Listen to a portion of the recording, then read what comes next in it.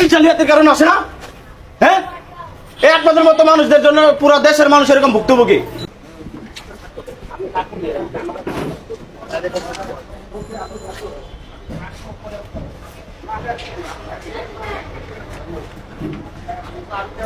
কত ইউনিট লাগছেন দেখি ভাই? আরে ভাই যা আছে তার দেখছি, আমি দেখি না কত ইউনিট লাগছে। যারা যখন বিল আইব তখন দেখেন। আরে ভাই আপনার কইতেছি না দেখতে, আমি তো দেখে রাখছি কত ইউনিট না। আপনি এগুলো বুঝবেন? আপনি আমি বুঝবো না?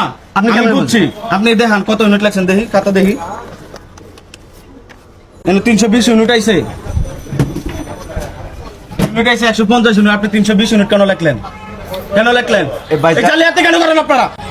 আমার ঘরে একটা ফ্রিজ নাই, টিভি নাই, কোনো কিছু নাই, দুইটা ফ্যান চলে, দুইটা লাইট জ্বলে, তাতে আমার প্রতি মাসে আগে বিল আসতো 400 থেকে 500 টাকা, এখন আসে কত? 2000-2500 টাকা। কেন আসে? কেন আসে? এই জালিয়াতির কারণে আসে না? এই জালিয়াতির কারণে আসে না? হ্যাঁ, এই আপনাদের মতো মানুষদের জন্য পুরো দেশের মানুষ এরকম ভুক্তভোগী।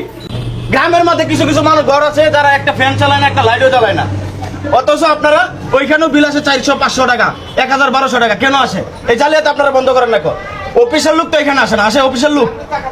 আপনারা যত কাজ সাথী সবকিছু আপনাদের হাতে, আপনারা এগুলো করেন। কেন করেন? আজকে তোর অফিসের লোককে ফোন দিবি, এনতে তোর চুরাইলে দেবো, তোর বাইন ধরা কমাবে না।